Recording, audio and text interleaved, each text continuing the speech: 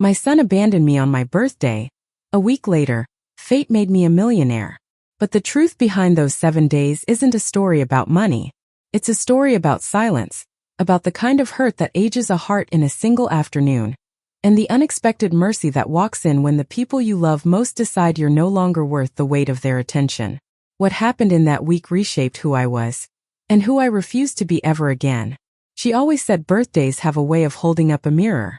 Not the flattering kind, the honest kind that shows what time has pressed into the corners of a life. That morning, the mirror told her she was 74, tired in the bones, and maybe too patient with people who only remembered her when it suited them.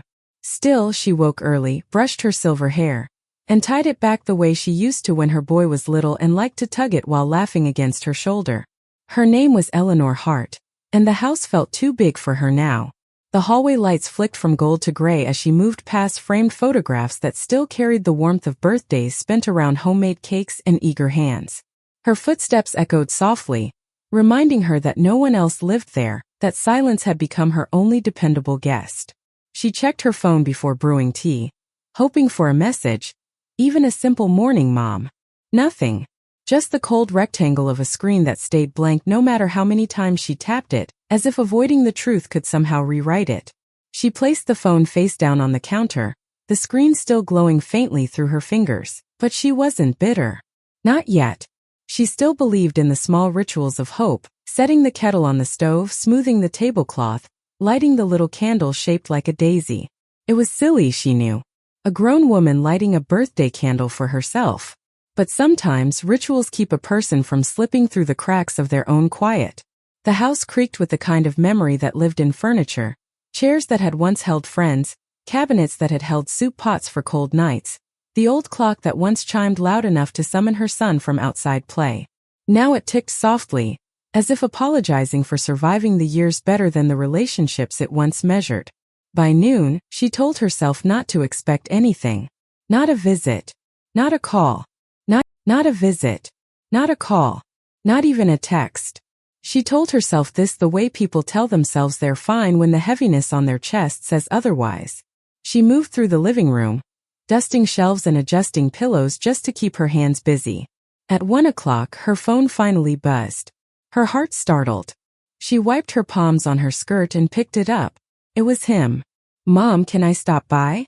Need to talk." Just 8 words. No punctuation. No warmth. But it was enough to lift something inside her chest. A small trembling bird that still believed he could be the son he once was. She spent the next 30 minutes refreshing the house with nervous energy. Straightening curtains. Rearranging the fruit bowl. Tucking away the newspaper. She caught her reflection in the window and smoothed her hair again, embarrassed by the sudden glow in her eyes. She was too old to blush. Too old to hope. But hope arrived anyway. 2 knocks. Quick. Impersonal. She opened the door to find him looking older than he should, shoulders tight beneath a business coat, jaw set like someone fighting silent battles. His name was Stephen. She had not called him Stevie in years. The last time she tried, he winced like the nickname itself was a burden he no longer wanted to carry. "Happy birthday," he said flatly. No card. No gift. Just a stiff nod. But she smiled anyway. A mother always does. He stepped inside, scanning the house with impatient eyes, as if searching for something he hoped wasn't there. Maybe guilt. Maybe obligation. Maybe pieces of a childhood he'd gotten to take with him. She didn't ask. "Tea," she offered. "No. I can't stay long." Her smile thinned. "Of course." He stood in the middle of the living room, shifting his weight like he wanted to leave before he even said what he came to say. "Mom," he began, looking away from her. "This is hard, so I'm just going to say it." A pause. A breath. A small sigh. "You can't stay here anymore." The words hit her body before her mind. Her fingers curled around the back of the chair to steady herself. "What do you mean?" "You need more care. Real care." He swallowed. "Professional care." "I'm fine here," she whispered. "You're alone," he replied. "It's not safe." She searched his face for softness. There was none. Only urgency. "I found a place," he added quickly. "It's nice. Clean. People your age. Activities. supervised meals. She stared at him. He didn't meet her eyes. "Stephen," she said gently, "I'm not leaving my home." He sighed, rubbing his forehead. "Mom, this isn't up for debate. I can't keep checking on you. I have a job, kids, responsibilities. You're becoming a lot to manage." The word manage stabbed something in her chest. "I'm your mother," she murmured, "and I'm trying to help," he answered, though his tone sounded more like someone trying to close a deal. "We need to go today. I already arranged it. They're expecting you." Her heart sagged into her ribs.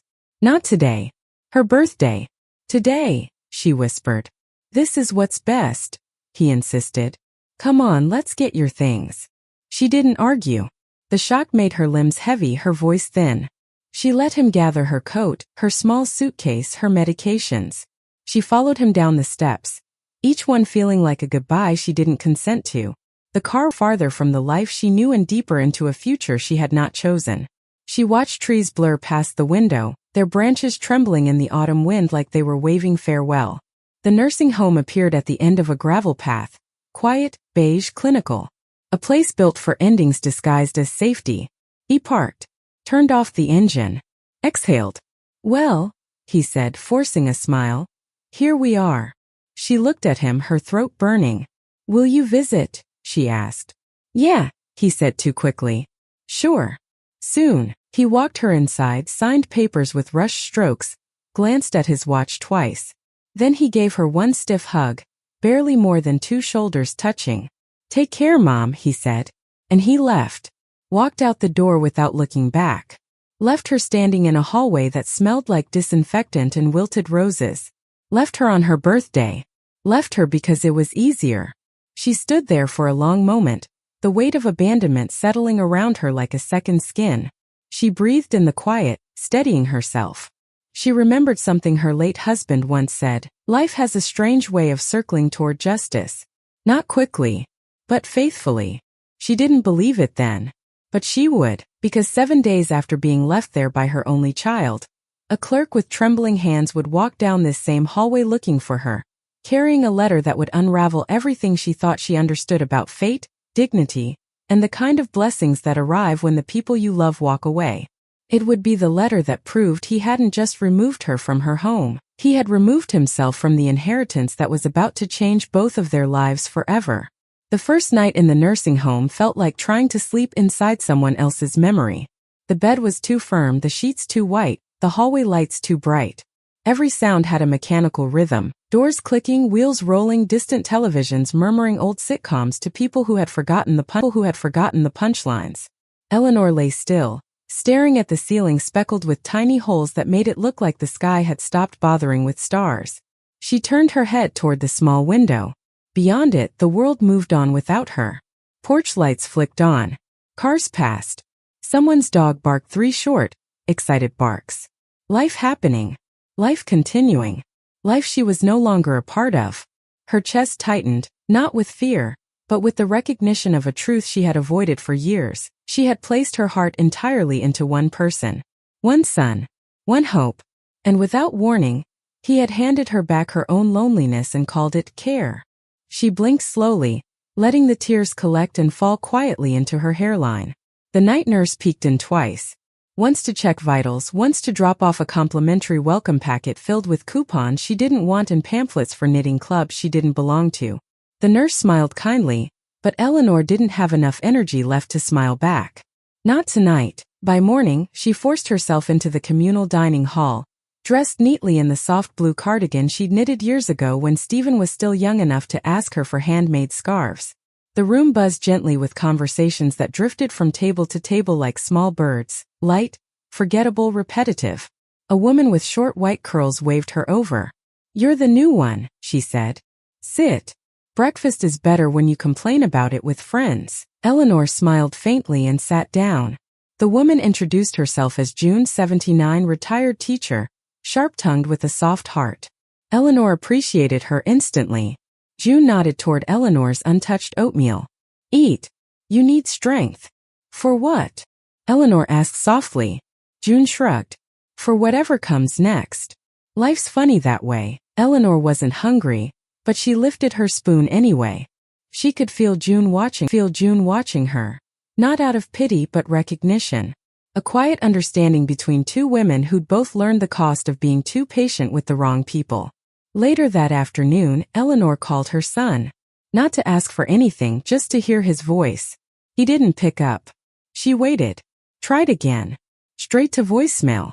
She didn't leave a message. There are some silences you learn not to disturb. Days passed. She adjusted, but only on the surface. She walked the garden twice each morning, greeting the roses like old friends. She joined an afternoon reading group but hardly heard the words. She crocheted a scarf she didn't need, simply because the motion kept her mind from drifting to questions with painful answers. Every day she checked the doorway at lunchtime, hoping to see Stephen walk through it. He never did. Not once. Residents received visitors with flowers, embraces, kisses on the forehead from children who remembered. Eleanor sat alone, stirring tea until it went cold. On the 5th day, she found herself staring at a wall calendar in the hallway. 7 days since her son left her here. 7 days since he said he'd visit soon. 7 days since she had been someone's priority. Mrs. Hart, a voice called. She turned. A staff member approached, clipboard in hand, looking nervous. "There's a letter for you," he said. It came through the main office. Certified mail. Her eyebrows lifted. "Certified?" she repeated. "Yes. The clerk said to give this to you directly." He handed her a sealed envelope, her name typed neatly across the front. Eleanor's stomach fluttered. She didn't recognize the sender. A law office from downtown. She wondered if Stephen finally remembered some paperwork he'd forgotten to sign. Maybe he was transferring her mail. Maybe. But something in the weight of the envelope felt different. Like it carried more than paper. More than news. More than explanation. She thanked the staff member and returned to her room, closing the door behind her. Her hands trembled as she broke the seal. Inside was a letter. A single sheet folded twice with careful precision. She opened it slowly. "Mrs. Eleanor Hart, we are writing to inform you that your lottery ticket registered last month has been confirmed as a winning ticket. You are the recipient of the grand prize." The room froze. The air thickened. Her heart thudded against her ribs. She blinked once, twice, then read the words again. Grand prize. $7 million. Her breath stuttered out of her chest, trembling like the start of a sob and the beginning of a laugh squeezed into one fragile sound. $7 million. Her breath stuttered out of her chest, trembling like the start of a sob and the beginning of a laugh squeezed into one fragile sound. $7 million. The universe had folded itself strangely around her, granting her the kind of blessing that doesn't come quietly or gently. It arrives like a reckoning. Her hands shook as she read the details: verification steps, scheduled call, meeting arrangements. Everything legitimate. Everything sealed, stamped, and witnessed. She remembered buying the lottery ticket while picking up bread and aspirin at the grocery store. A whim. A joke. A moment of harmless rebellion against the monotony of her life. But this wasn't a joke. She sat on the edge of her small nursing home bed, tears gathering in her eyes, not from the money itself, but from the shift she could feel inside her. A widening. A reclaiming. A breath she hadn't been able to take in years. Her first thought was not of spending. It was freedom. Her second thought, unexpected, sharp, was Stephen. Her son who had abandoned her. Her son who had left her here without explanation. Without apology. Without a backward glance. The same son who once cried into her shirt the first time he fell off his bike. The same son who used to wake her in the night because he was afraid of thunderstorms. The same son who had held her hand at his father's funeral and whispered, "I'm here, Mom. I'll always be here." She closed her eyes. Promises made by children seldom survive adulthood. But pain does. And love does too, stubbornly, even when wounded. After a long moment, she folded the letter neatly and placed it on the nightstand beside a framed picture of Stephen as a boy, missing teeth, smiling wide like the world was still a safe place. She lifted the frame. Looked at it. "I didn't want it to be this way," she whispered. Her voice cracked slightly. The next morning, she met with the facility director. Calmly. Politely. With a grace that would later make the staff talk about her for weeks. "I need to make arrangements," she said. I won't be staying here long. The director blinked. May I ask why? She smiled softly. Because life remembered me. She asked for time 2 more days. Enough to confirm the meeting with the lottery office. Enough to craft a plan. Enough to wrap her mind around the shift that had come without warning. In those 2 days she walked the gardens with a different posture. Shoulders lifted, steps steadier. June noticed immediately. You look like you slept well for the first time, June said. I did, Eleanor replied. You're glowing, June teased. Someone bring you roses? Something like that. June leaned closer. Is it good news? Eleanor didn't answer with words. She just smiled. And June's eyes widened with the kind of intuition older women possess. Well, June said softly, whatever it is, don't forget to bloom with it. On the 7th day, exactly 1 week since the birthday she'd spent being discarded, Eleanor made a decision. A decision that felt like reclaiming the rhythm of her own heartbeat. She called the phone company first. I'd like to change my number, she said. She logged into her email account next. Deleted the one she no longer needed. Unsubscribed from newsletters. Cleared space for a life that was hers alone. Then she dialed a lawyer. I'd like to update my will. Her voice didn't shake. Not once. By evening, she stood by her small window watching the sun sink past the horizon. The sky blushed pink, then deepened into the color of quiet promise. She touched the letter again, letting her fingers feel the edges of her new reality. And for the first time in years, Eleanor whispered something to the empty room. I'm not done. The room seemed to exhale with her, because she wasn't. Not by a long shot. The morning she went to the lottery office, the sky wore that washed-out gray that makes everything look undecided. Eleanor stood in front of the nursing home's entrance, clutching her worn handbag like it contained something sacred. In a way it did. Inside lay the winning ticket, the letter, and a notebook older than some of the aides, its pages full of grocery lists, recipes, and now the beginnings of a future she never thought she'd have. A taxi rolled up, tires hissing on the damp pavement. The driver leaned over and popped the trunk. He was younger than her son by 10 years, maybe 15. His eyes flicked to her face and softened in that way people's eyes do when they see someone's grandmother. Mrs. Hart? He asked. Yes, she nodded. Downtown? Lottery Commission Building. She hesitated for just a heartbeat. Saying it out loud made it feel more real. Yes, she repeated. Downtown. The car smelled faintly of pine air freshener and old coffee. As they pulled away, Eleanor watched the nursing home shrink in the rearview mirror, its beige walls blurring into the background like a dull memory, already starting to lose its sharp edges. She rested her palm over the handbag. The weight of the ticket was small, almost laughably so, considering what it represented. $7 million. A sum she could not quite visualize. She'd lived her whole life measuring money in weeks of groceries, in overdue bills, in whether the heat could stay on an extra hour. Now, in one improbable twist of fate, money wasn't the question. The question was what she was going to do with it. Downtown, the city moved with its usual preoccupied urgency. People rushed past the taxi window, checking watches, juggling paper cups of coffee, talking into earbuds like the sky might answer.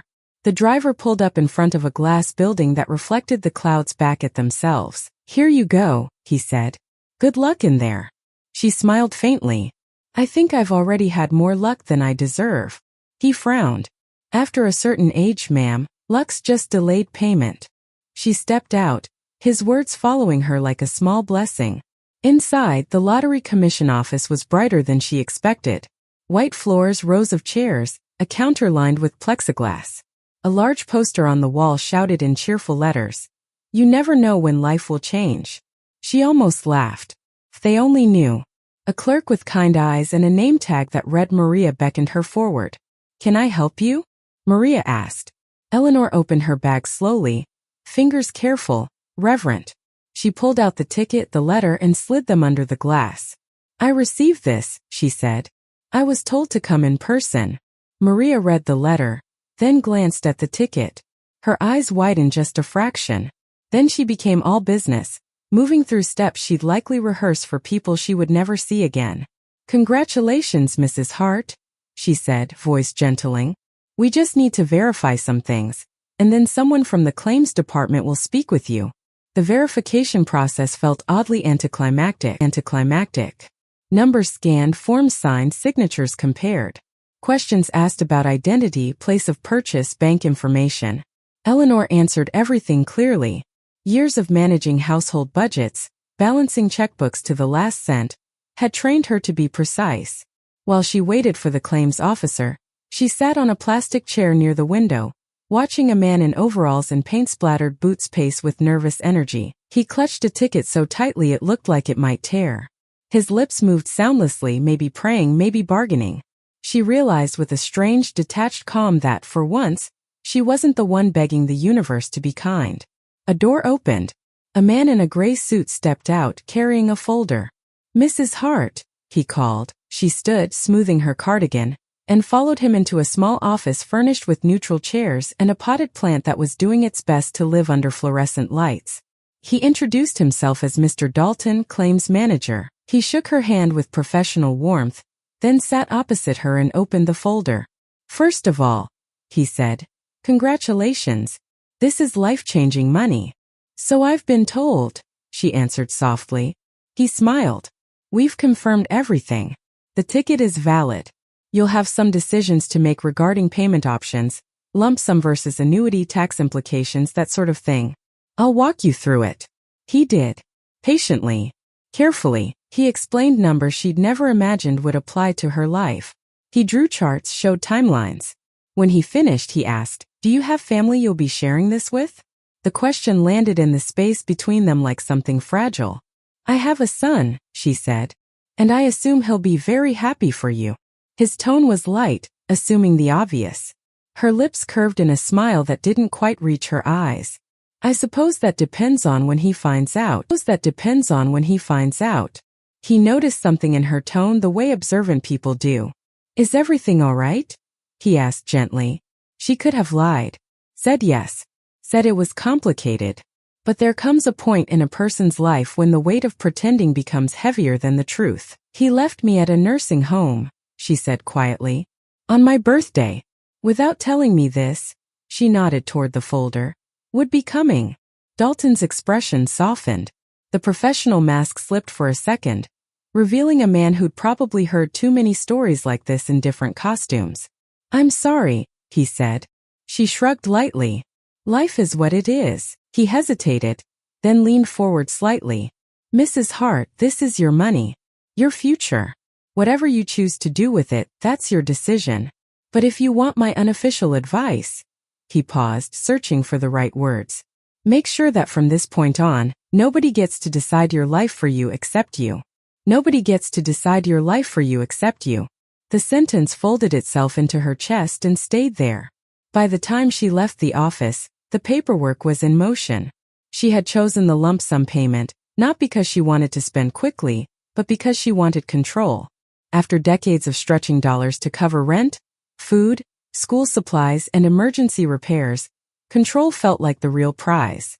Back in the taxi, she stared down at the thick envelope he'd given her, a temporary summary of pending amounts, references, timelines. "Everything go okay?" the driver asked as they pulled away. "Yes," she said. "Everything's about to be very different." That afternoon, back at the nursing home, her phone rang while she was folding her cardigan and placing it into the small dresser drawer she decided would soon belong to someone else. Her heart leaped before she even saw the name. "Steven." She stared at the screen a moment, then answered. "Hello," she said. "Mom," he began, too bright, too eager. "How are you settling in? Is everything okay? They treating you well?" The concern in his voice would have sounded comforting a week ago. Today it sounded like someone arriving late to a fire with a bouquet instead of water. "I'm fine," she replied evenly. Good. Listen, I've been thinking about everything, about how fast we moved. It's just been crazy at work, and I'm under a lot of stress. You know, there it was. The preamble, the self-defense, the justification. "I see," she said. "I mean, it wasn't easy for me either," he continued. "Putting you there. I mean, there is in there for your safety. You understand that, right?" She walked to the window as he spoke, watching a robin hop across the grass outside. It cocked its head, then tugged a worm from the earth with small, determined insistence. I understand that you made a choice, she said. He bristled slightly. Well, yeah, I did. I had to. I'm juggling a lot, Mom. But hey, bright side, you're taken care of. And actually, there's something I wanted to ask you. The pivot came so smoothly she might have missed it if she hadn't known him his whole life. Yes, she said. Did you, get any mail? From downtown? Anything about finances? I realized some of your paperwork might still be coming to the house. Didn't want anything important to slip through the cracks. The cracks. Like the one he'd pushed her through. A letter did arrive, she answered. From a law office. He exhaled in obvious relief. Right. That's what I thought. It's just some estate adjustment stuff I've been working on. I'll swing by and pick it up, all right? No need to bother yourself with that boring legal jargon. She let his words sit between them for a moment, then said, It wasn't from your lawyer. What? It was from the lottery, hummed faintly in her ear. For a moment she thought the call had dropped. Then softly, carefully, he said, The lottery? You mean? I won, she said simply. 7 million. The air on his side of the call changed. She could almost hear his posture shift, his mind scrambling. Decades of motherhood had made her fluent in the language of his breathing. 7 million, he repeated, as if the words were heavy in his mouth. Yes. Another pause. Mom, that's wow. That's incredible. He laughed a little too loud. See, this is exactly why it's good you're somewhere safe now. We have to protect you. There are scammers, people who prey on seniors with this kind of money. You need guidance. You need family around you. The word family tasted sour. Do I? She asked softly. Of course, he hurried. I mean, this is big. We should talk about setting up joint accounts, protections, maybe put my name on something so I can help manage. I've got experience with this kind of stuff. Honestly, Mom, this could change everything for us. For us. The same child who had dropped her off like unwanted furniture was suddenly including himself in her future again. Eleanor closed her eyes. She remembered Mr. Dalton's words. Make sure from this point on nobody gets to decide your life for you except you. Stephen, she said, her voice calm but with a new firmness under it. When did you find out about the ticket? He hesitated. What do you mean?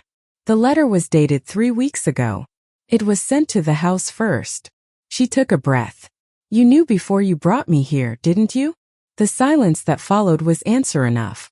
She felt it like a physical thing, a weight settling over her lungs. He cleared his throat. Look, Mom, this isn't, you're making it sound. True, she finished for him. He sighed, the sound sharp, defensive. No, she replied. It's not. She walked back to the nightstand and lightly traced the edge of the photo frame with her thumb. You knew I'd won, she continued quietly. And a week later on my birthday you moved me out of my home and into here. You didn't mention the letter. You didn't mention the money. You just signed forms and left. Mom, I was trying to protect you, he snapped. You're not thinking clearly. Big money does things to people, okay? You're vulnerable. She considered the word. Vulnerable. A polite way of saying easy to take from. For 74 years, she said, I've stretched pennies into meals. I've kept a roof over your head, mended your clothes, paid your school fees, worked overnight shifts while you slept. I may be old, Stephen, but I am not naive. He said nothing. The only person big money has done something to, she added, is you. His tone hardened. So what, you're going to just cut me out? After everything I've done? After all the sacrifices? She almost laughed. Sacrifices. The word rattled in her ears like a coin dropped on tile. I'm not making decisions in anger, she said. I'm making them in clarity. So what does that mean? He demanded. She looked out the window again. The robin had flown. The grass was still. The sky was beginning to gather evening around its edges. It means, she answered quietly, I'm changing my will. The silence that followed wasn't empty.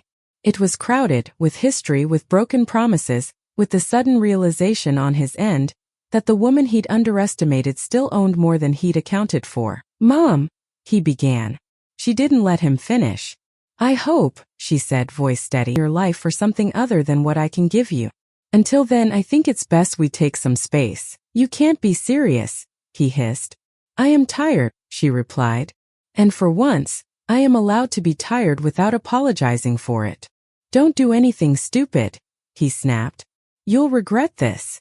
She smiled, but there was no warmth in it, only a quiet-rooted strength. Maybe, she said. But at least if I regret it, it will be my regret. Not yours written on my life. She hung up. The room exhaled with her. Her hand trembled, but not from fear. From the sudden, disorienting weight of choosing herself. Eleanor sat on the edge of the bed, heart pounding, staring at the silent phone.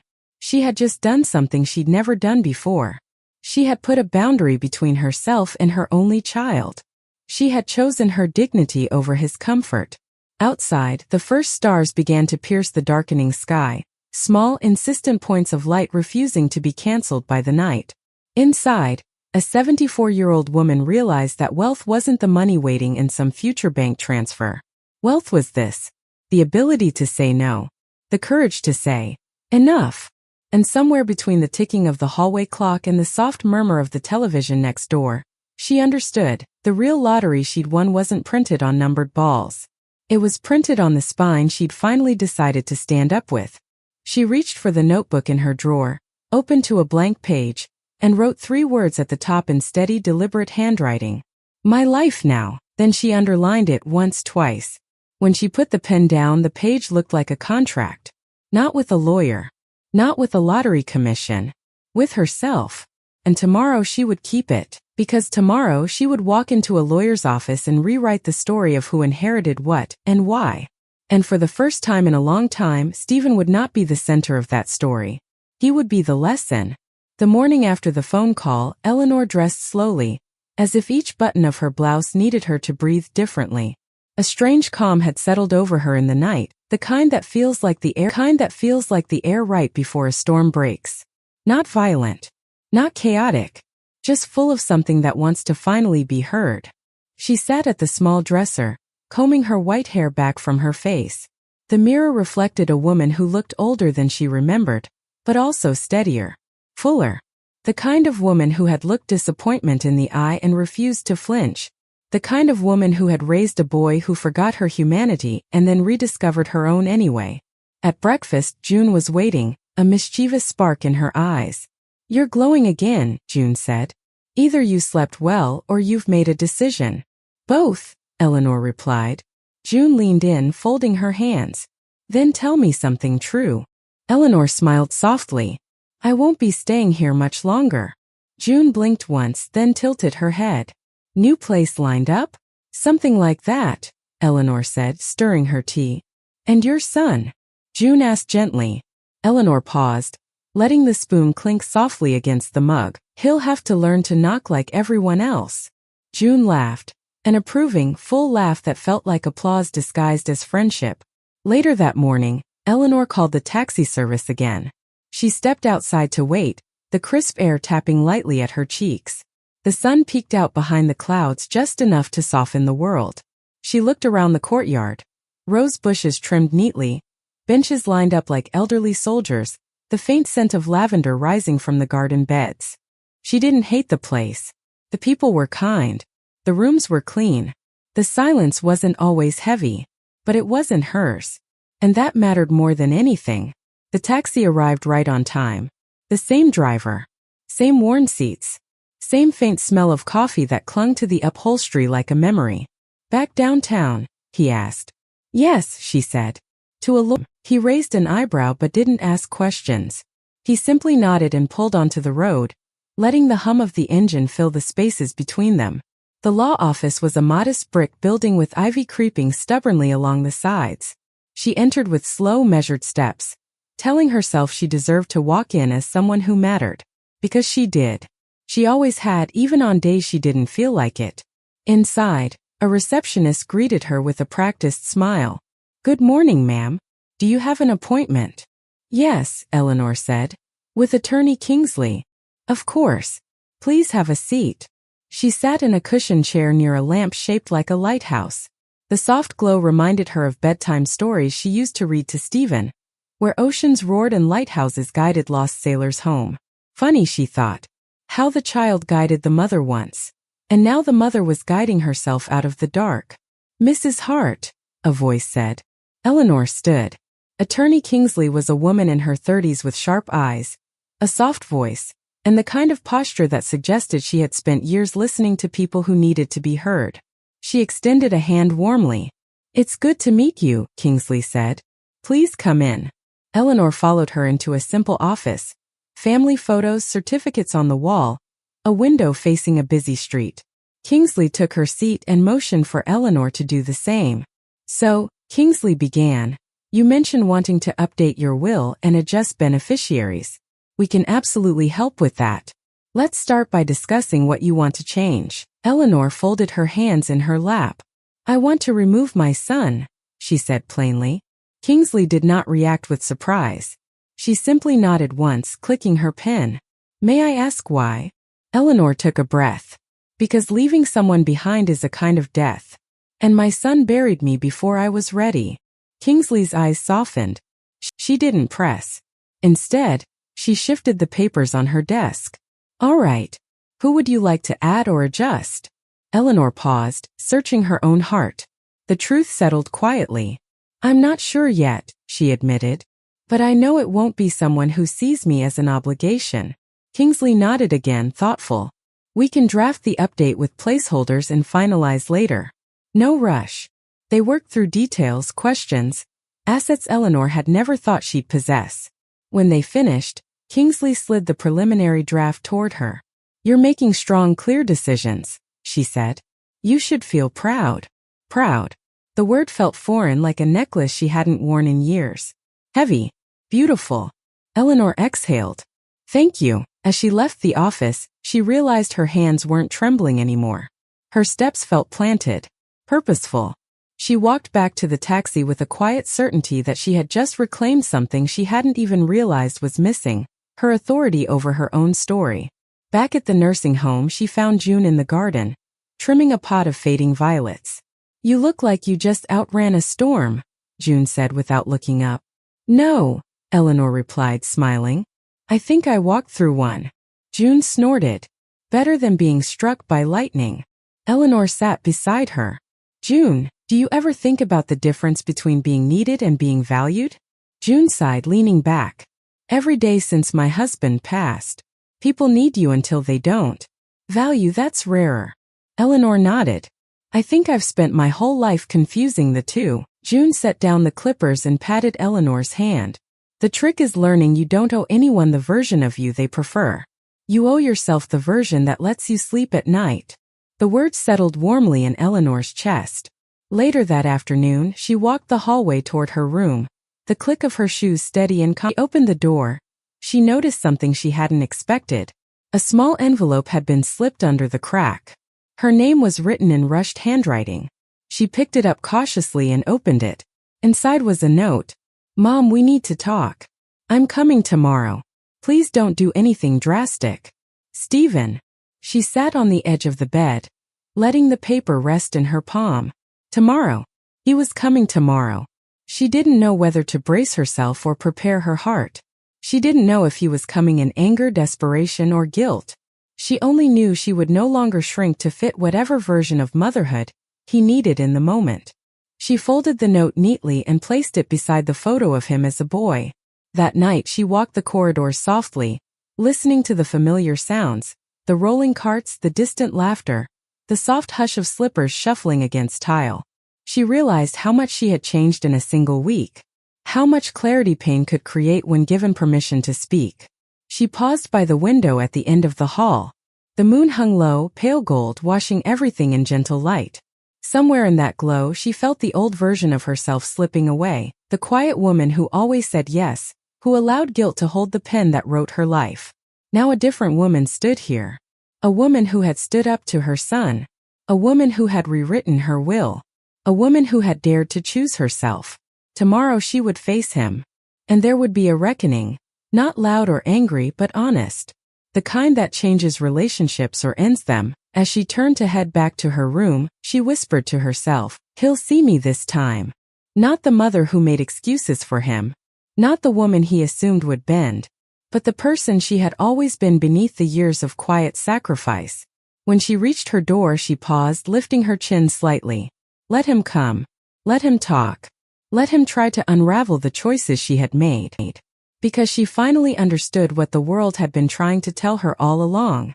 Love that demands your silence isn't love. Love that leaves you on your birthday isn't love. Love that only returns when money enters the room isn't love. Love is presence. Love is truth. Love is choice. And tomorrow she would choose. He arrived the next day with the wrong kind of urgency. Eleanor saw him through the glass doors before he saw her. He was pacing outside, phone in hand, thumb flicking, jaw clenched. He wore the uniform of a man who wanted the world to think he was in control. Pressed shirt, nice watch, shoes that never touched real dirt. But his eyes, when he finally stepped in, held something else. Fear. The receptionist pointed him down the hallway, and he walked toward her room.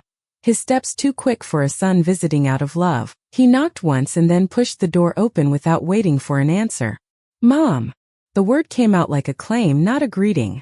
She was sitting in the chair by the window, hands folded over the notebook in her lap. The light from outside fell across her face, softening the lines but not the resolve in her eyes. Hello, Stephen, she said. He stopped in the doorway, breath hitching just slightly, like he had expected someone smaller. Someone apologetic. Someone ready to fold. You look good, he said, forcing a smile. I am good, she replied. Sit down. He closed the door behind him and took the chair across from her. But his body stayed forward, perched, like he was ready to bolt if the conversation didn't go his way. I got your message, he started quickly. About the will. About everything. We need to talk about that. This is all moving too fast. She tilted her head. Too fast? You moved me out of my own home in an afternoon. He opened his mouth, then shut it again, regrouping. That's not fair, he muttered. I was thinking about your safety. You live alone, you're getting older, anything could happen. I'm your son.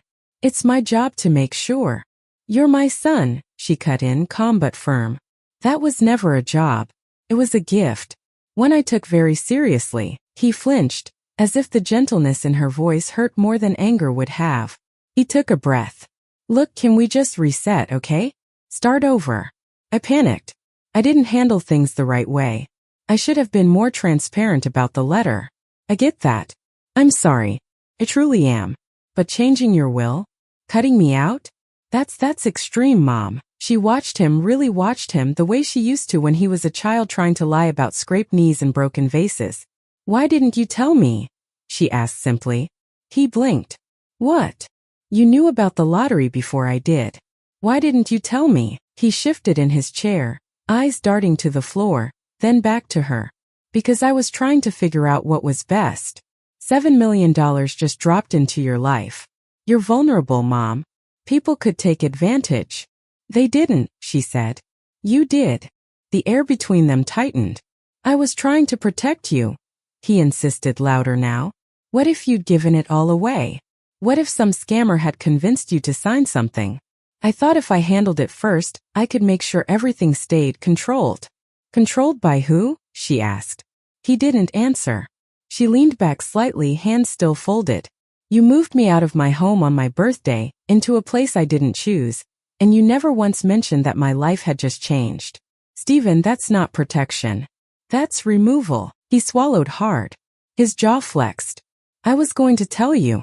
I just needed time. You don't understand how much pressure I'm under. The mortgage, the kids' school, the debt. One mistake with a bad investment and everything's been tight. I thought if I could manage the money we could fix everything. For both of us, she said quietly. What? For both of us, she repeated. But I never heard you say for you. Not once.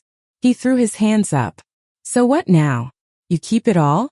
Let some lawyer talk you into giving it to strangers? To charities? To people who never sacrifice for you the way I did?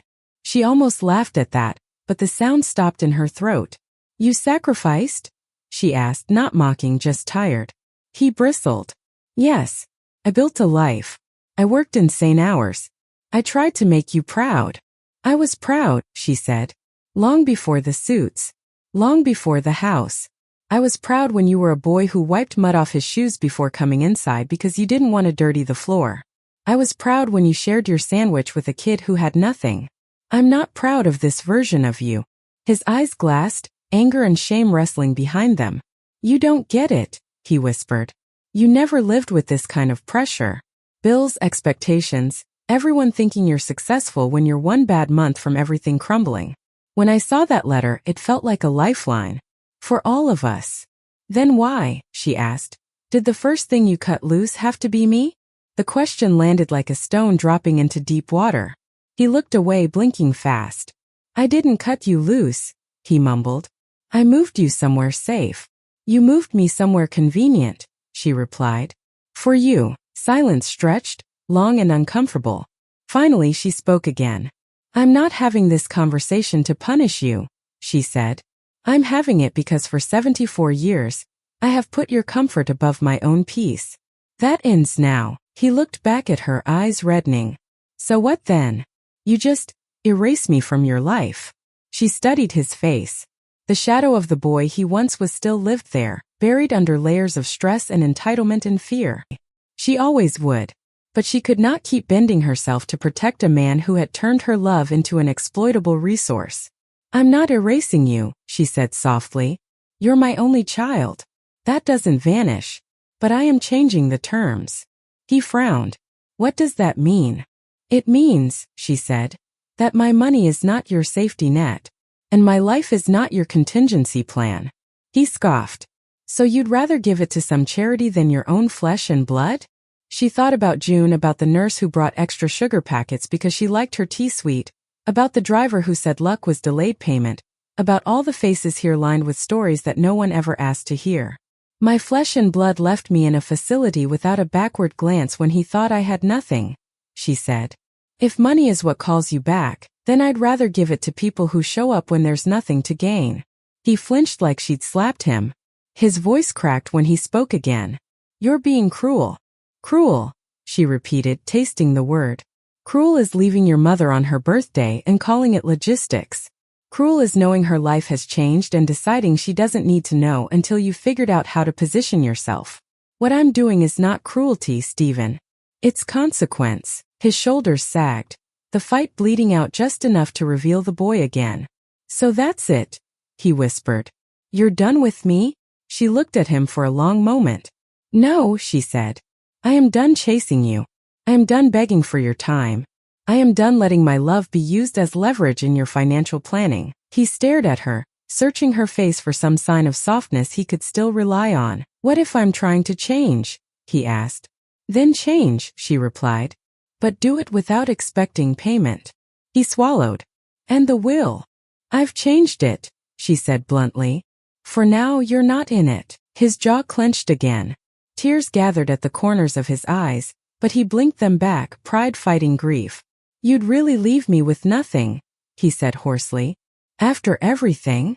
She thought of the nights spent sewing his costumes for school plays, the extra shifts at the diner, the worn shoes, the cold apartments warmed with cheap blankets and thick hope.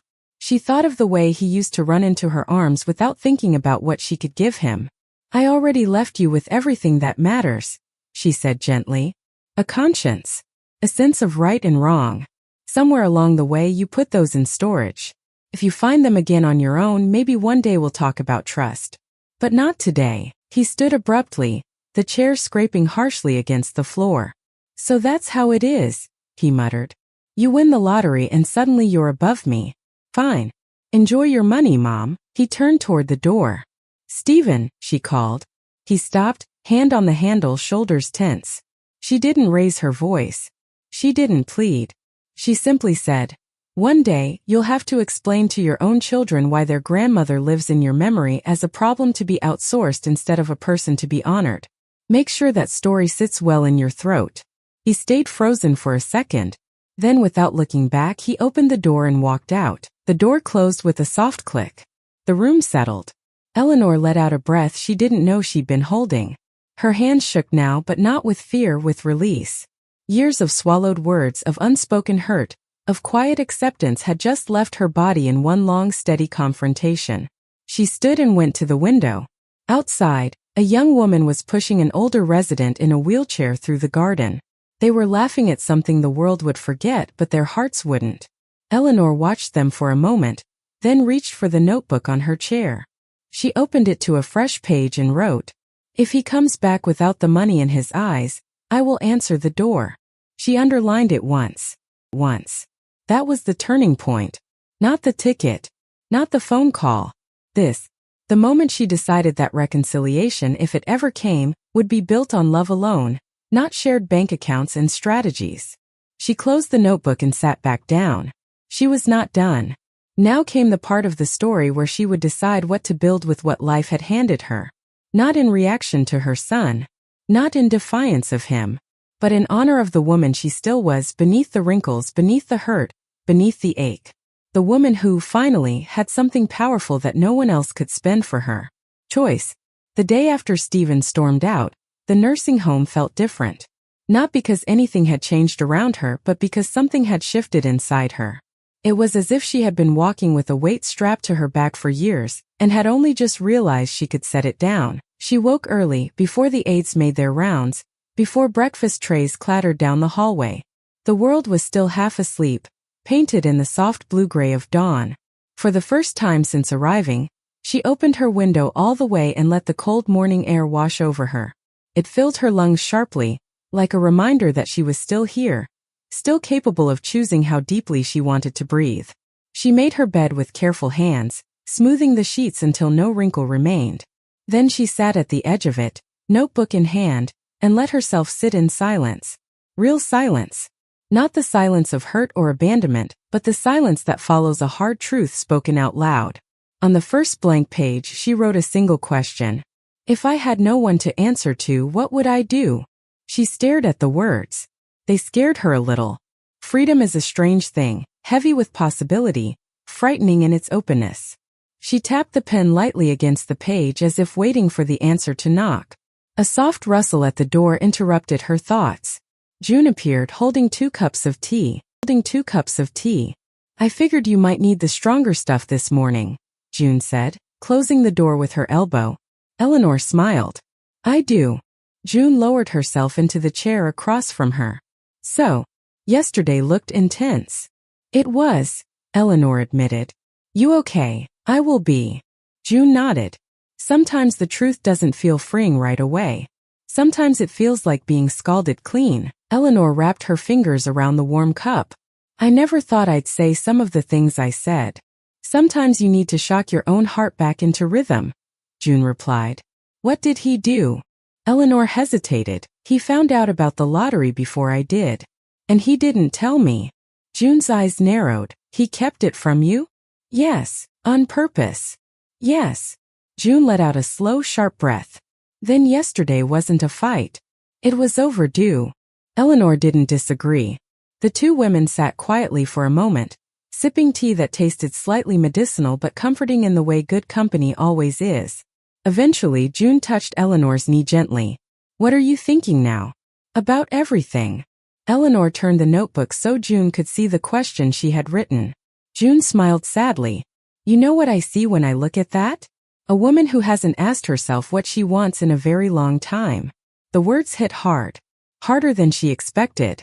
Eleanor swallowed. I spent my whole life wanting for him, she said softly. Wanting him happy. Wanting him safe. Wanting him proud of me. I don't think I ever asked what I wanted for myself. And now you can, June replied. You finally can. The day moved slowly. Eleanor walked the gardens after lunch, breathing in the mild scent of soil and rain. The groundskeeper was trimming hedges nearby, humming a tune that had no urgency in it. She watched his easy rhythm and envied it. It was wild, shaping it with patience instead of force. She tried to remember the last time she had done something slowly without guilt, without feeling the tug of obligation. Maybe decades. Maybe never. She sat on a bench as a breeze moved through the branches, whispering through the leaves like an old friend with secrets to tell. What would she do if no one needed anything from her? She thought back on her marriage. Her husband, Daniel, had loved quietly but fiercely. He used to tell her, one day when the house is quiet and the world has slowed down, promise me you'll still choose joy. She always brushed it off. There was laundry to fold, bills to pay, a boy to raise. Joy to her was something you earned only after everyone else was full. She reached into her bag and pulled out a folded photograph of Daniel, smiling beside her at a picnic long ago.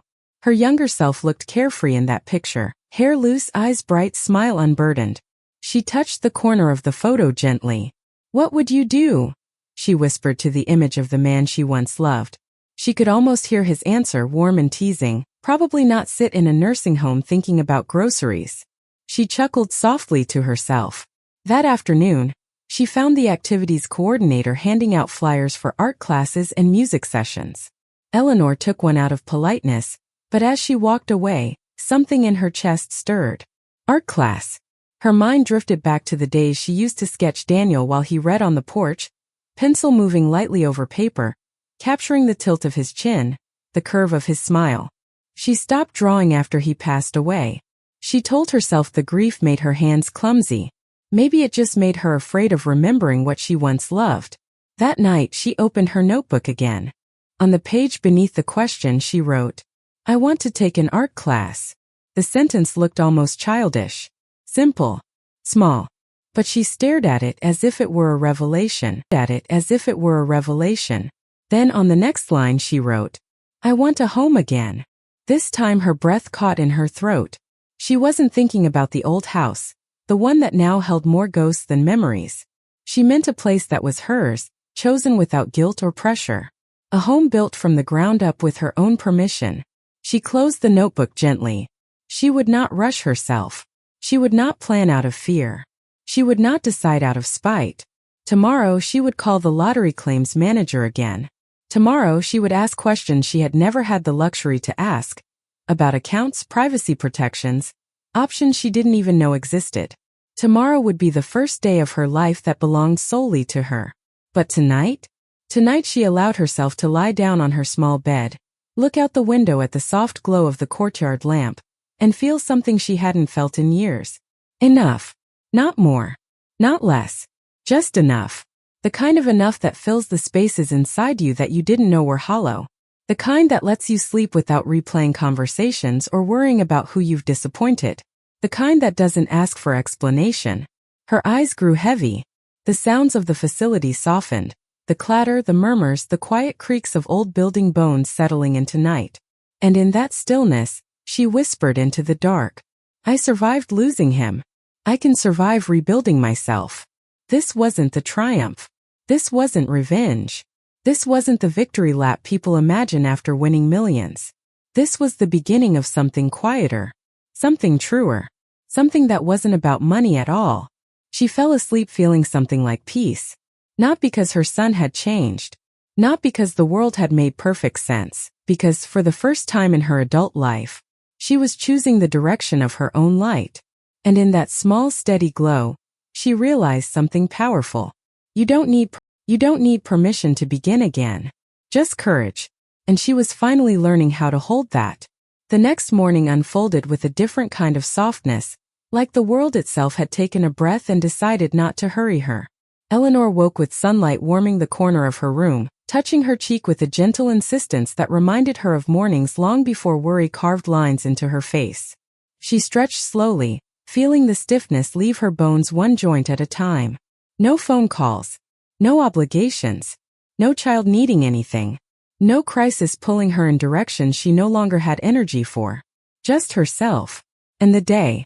She dressed in her favorite cardigan, the lavender one she knitted back when the world felt more predictable. It wasn't fancy, but it felt like armor, soft, warm, chosen by her. After breakfast, she found June sitting in the courtyard beneath the pergola, warming her hands around a cup of cocoa. The air smelled faintly of jasmine and ripe grass. A few residents wandered nearby, some talking, some lost in their own thoughts. Life, small but steady, pulsed through the place. "You look lighter," June said as soon as Eleanor sat down. "I feel lighter," Eleanor replied. June nodded approvingly. "That's what happens when you stop dragging around someone else's expectations." Eleanor smiled. "I've been thinking about my life, about what I want. And I think I want color again. I think I want to draw. I used to sketch before life got in the way." June clapped her hands softly. "I knew it. You've got artist's fingers. Delicate but stubborn." "I want to take an art class," Eleanor confessed. "Then do it," June said. "What else are we going to do?" Sit around waiting for someone to tell us it's okay to be alive. The words warmed Eleanor more than the sun did. Later that day, she walked to the activities office. The coordinator, a cheerful woman named Peggy, looked up from her binder. Eleanor, what can I help you with? I'd like to sign up for the Thursday art class. Peggy beamed. Wonderful. I'll put you down. Anything else? Eleanor hesitated, then asked, do you know if there's a quiet place I could draw on my own in the evenings? Peggy nodded immediately. The library room. Hardly anyone uses it after dinner. I'll get you a key. And we have extra sketch pads if you need them. Emotion tugged at Eleanor's throat. Not sadness, but the strange ache of being supported without being taken from. Thank you, she said, voice warm. As she left the office, she looked at the slip of paper with her class schedule. Her name printed neatly beside the word art. It felt small, but small things often hold the weight of rebirth. She returned to her room and sat quietly, letting herself imagine the days ahead. A life that wasn't designed around anyone's demands. A routine she crafted gently, like a quilt sewn one square at a time. Mid-afternoon, the nursing home's social worker, a soft-spoken man named Philip, stopped by her door. Mrs. Hart, I heard you might be looking into alternative housing options. Do you need resources? Assistance? Anything at all? She appreciated his kindness, but she shook her head. Not yet, she said. I'm taking my time. I want to do this right. Philip smiled. Good. There's no rush. A decision made slowly is usually a decision made well. After he left, she called the lottery claims manager, Mr. Dalton, to finalize the next steps. She spoke with a clarity that surprised even her. I want privacy, she told him. And I want my funds structured in a way that protects me from I want privacy, she told him. And I want my funds structured in a way that protects me from unexpected pressures. Dalton reassured her. We are everything under a trust name. Only your lawyer and the bank manager will know your identity. Not even my staff will see personal details after today. And you can keep your address confidential. A wave of relief washed through her. She hadn't realized how much of her stress came from imagining people, especially one specific person, pected pressures. Dalton reassured her. We can secure everything under a trust name. Only your lawyer and the bank manager will know your identity. Not even my staff will see personal details after today. And you can keep your address confidential. A wave of relief washed through her. She hadn't realized how much of her stress came from imagining people, especially one specific person, circling her life once they smelled money. Thank you, she said. That means more to me than you know. After the call, she walked outside again. The sun had dipped lower, casting long shadows along the walkway. Nearby, a young nurse knelt at a garden bed, planting new marigolds. She hummed as she worked, the quiet tune drifting toward Eleanor like a soft invitation to breathe. Eleanor approached. They're beautiful. The nurse glanced up, smiling. Thank you. I plant some every month. New color helps people feel grounded. Color helps the soul, Eleanor murmured. Without thinking, she knelt beside the nurse, slowly, carefully, and touched the soil. It felt cool, damp, alive. I haven't gardened in years, she said. Want to help? The nurse asked. Eleanor hesitated, embarrassed by the stiffness in her knees, the uncertain tremor in her fingers. I'm a little rusty, she said. That's all right. Flowers don't keep score. The sentence was simple, but it landed deep. Flowers don't keep score. People do. Stephen did. Her husband never had. Her younger self never did. She scooped a small handful of soil and gently pressed a marigold into place. For a moment, she felt like a woman planting herself in new earth. When the sun began to set, she dusted off her hands and thanked the nurse. As she walked back to her room, her heart felt softer, fuller, threaded with a hope that felt real instead of borrowed. That evening, she used the library key Peggy had given her. The small room was warm and inviting, lamps glowing low, shelves lined with books that smelled of paper and time. She took a blank sketch pad from the cabinet and sat at a table near the window. For a long moment, she simply stared at the page. Then slowly her hand began to move. Lines formed, curves, shapes she hadn't touched in years. And though her fingers trembled at first, they steadied with every stroke. She drew a flower. A marigold. Not perfect. Not symmetrical. But honest. She added shading, texture, the hint of a breeze brushing its petals. When she finished, she stared at it for a long time. Her throat tightened. Not with sadness. With recognition. She whispered to herself, "I'm still here." She closed the pad gently and placed her hand over the cover, the same way a mother might rest her hand on the back of a sleeping child. Walking back to her room, she felt something unexpected bloom inside her, a small quiet joy. Not loud. Not dramatic. The kind that sneaks in through the cracks after you've swept grief out the front door. As she climbed into bed, she realized something important. She wasn't rebuilding her life. She was finally building her own life for the first time. And somewhere deep inside, she felt the early stirrings of gratitude.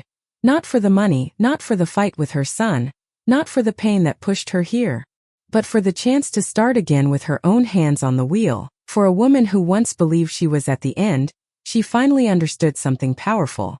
Sometimes life waits until your heart is tired and your hands are empty, to give you everything you never thought you deserved. She closed her eyes and breathed deeply. Tomorrow would be hers too. A week after her confrontation with Stephen, the world around Eleanor seemed to move with a different rhythm. Not slower, not faster, just kinder. As if life had finally stopped holding its breath around her. She didn't rush anything. Not her thoughts, not her steps, not her decisions. She lived each day like someone relearning how to hold joy without apologizing for the way it warmed her fingers. The Thursday art class began in a sunlit room at the far end of the home. Tables were scattered with watercolors, pencils, and brushes that had seen decades of trembling hands. The instructor, a retired illustrator named Caroline, welcomed the group with the gentle authority of someone who understood the healing power of creating something from nothing. Art isn't about precision, Caroline said as she moved between tables. It's about presence.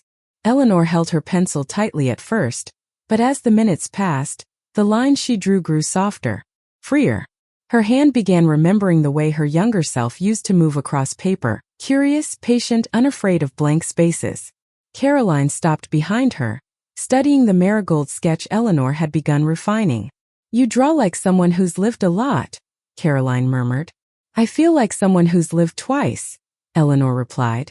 As the weeks turned quietly, small signs of renewal began sprouting in her life. She helped the nurse plant more flowers, her hands becoming less tentative with the soil. She shared tea with June every morning, learning the stories behind her friend's sharp humor. She filled her notebook with drawings, flowers, faces, corners of the building she wanted to remember. She even started walking laps around the courtyard, her steps steadier, her breathing calmer. But the real turning point came on a quiet Tuesday afternoon. Eleanor was on her way to the library room when a staff member stopped her. Mrs. Hart? You have a visitor. She nodded slowly. Go on. He took a breath. My mother was Clara West. The name fluttered in her memory like the beginning of a song she once knew. I don't think I remember, she began. You wouldn't, he said softly. But she remembered you. He stepped closer, offering the envelope. My mother passed away 3 months ago. She asked me to deliver this when the time felt right. I didn't understand why she insisted on it, or why she kept your name on a note for decades. But now that I'm here, it makes sense. Eleanor stared at the envelope, her pulse warming her fingertips. What did she say about me? She asked gently. She said, Aaron replied, voice tight with emotion, that you once fed her for a month. The memory crashed into her like a sudden sunbeam. Clara. A single mother who lived 2 doors down when Stephen was a child. A woman with tired eyes and a shy smile. A woman who often went hungry so her little boy could eat. Eleanor would bring over casseroles and soups, leaving them on her doorstep. Clara always protested, but always with watery eyes. I didn't think she remembered, Eleanor whispered. She never forgot, Aaron said. She told me you saved her during the hardest winter of her life. Her throat tightened. I was just doing what anyone would have. No, Aaron said. Most people didn't. He extended the envelope again. She wanted you to have this. She said it was something you gave her long ago. With trembling hands, Eleanor opened the envelope. Inside was a folded note and a small faded crayon drawing. She opened the drawing first. A child scribbles of a house, a stick figure woman, and a smiling little boy holding her hand. Above them, written in shaky letters, "Thank you, Miss Elner." Eleanor's breath broke. The world softened around her. All the years forgotten, taken for granted, and here was proof that kindness had not been wasted after all. "You changed her life," Aaron said. "And she wanted you to know. She wanted to make sure you never felt alone." Tears slid quietly down Eleanor's face. Not from sadness, from recognition, from the sudden awareness that her life had been bigger, deeper, more meaningful than the narrow view her son had forced onto her.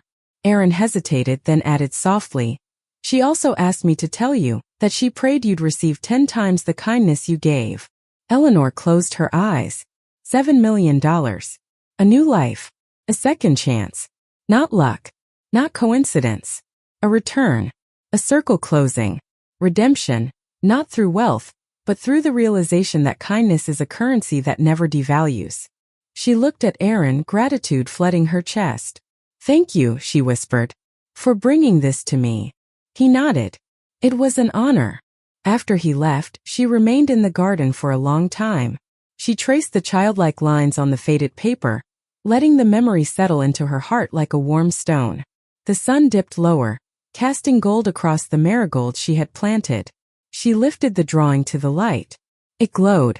In that moment, she understood something she had never grasped fully. Her worth had never been tied to her son's attention. Her value had never been anchored in sacrifice. Her dignity was not negotiable. Her life had ripples, far-reaching, lasting, remembered. She placed the drawing carefully inside her notebook and closed it gently, feeling the weight of her old kindness finally returning home. As she headed inside, the nurse from earlier waved at her. June called out from across the courtyard about dinner. A small group of residents laughed over a card game. Eleanor felt it. Not money, not revenge, not triumph. Belonging. A belonging in years. And in that warm, settling moment, she whispered something to herself she had never once dared to say. You deserve joy. Not as a reward. Not as a consolation prize. But as a truth. Her truth. And tomorrow she would continue building a life shaped by that truth. Not a life built to earn someone's approval. A life shaped by her own freedom. 2 weeks later, Eleanor stood in the doorway of her small room for the last time, scanning the space that had witnessed her unraveling and her rebuilding. The walls had gone from confining to comforting, the silence from heavy to healing. She had arrived here as someone discarded. She was leaving as someone reborn. Her bags were packed neatly beside her, not many, just what she valued. A cardigan, her sketch pad, the notebook that held her rediscovered self, and the crayon drawing from Clara's son, tucked safely between its pages like a pressed flower. She wasn't leaving because she was running from something. She was leaving because she had finally grown too large for a life that had been built on diminished expectations. The trust fund the lottery office set up was finalized. The probate lawyer had filed the new will, no beneficiaries listed yet. She wasn't ready to decide. Life would reveal the right hearts in time. June appeared behind her, leaning on her cane, eyes bright with emotion. So this is it, June said softly. For now, Eleanor replied. June studied her face. You look like a woman going home. I am, Eleanor said.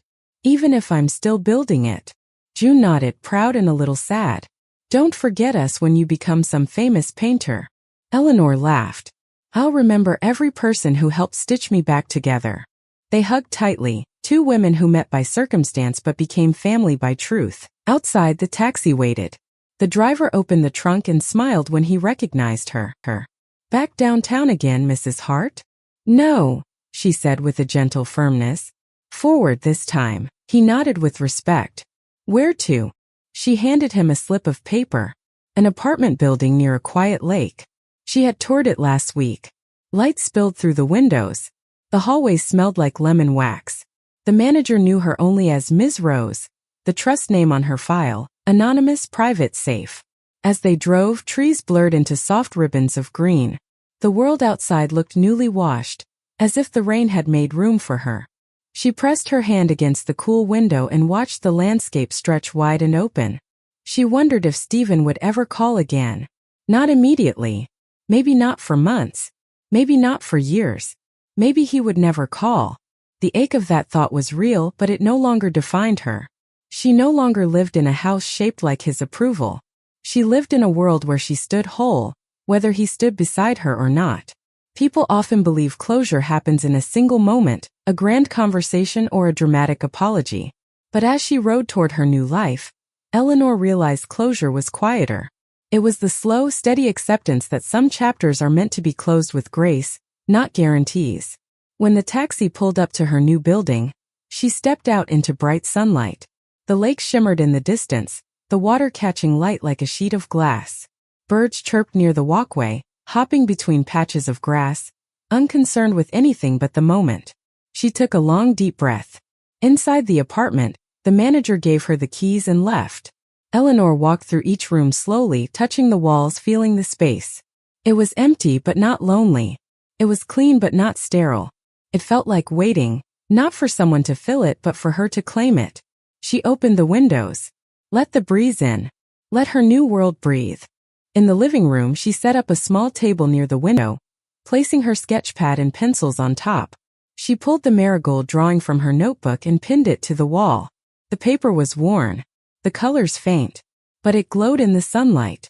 A reminder that kindness returns, sometimes in whispers, sometimes in miracles.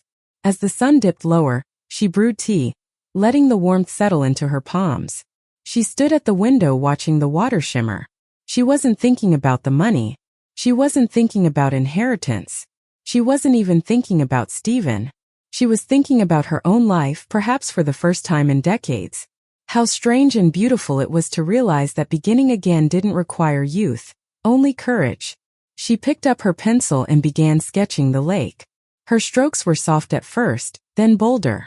Her hand steadied with purpose. She drew until the sky turned lavender and the first evening stars began to peek through. And when she finally set her pencil down, she whispered into the quiet, "I'm home." Not because a place made her whole, because she had finally arrived in herself. My son abandoned me on my birthday. A week later, fate made me a millionaire. But the real fortune wasn't the money. It was the moment she realized her worth wasn't measured by who stayed or who left. Her life had widened beyond old wounds. And in a quiet apartment by the water, with a sketch pad beneath her hands, she discovered that sometimes the greatest return life gives is the chance to begin again with nothing holding you down but your own wings.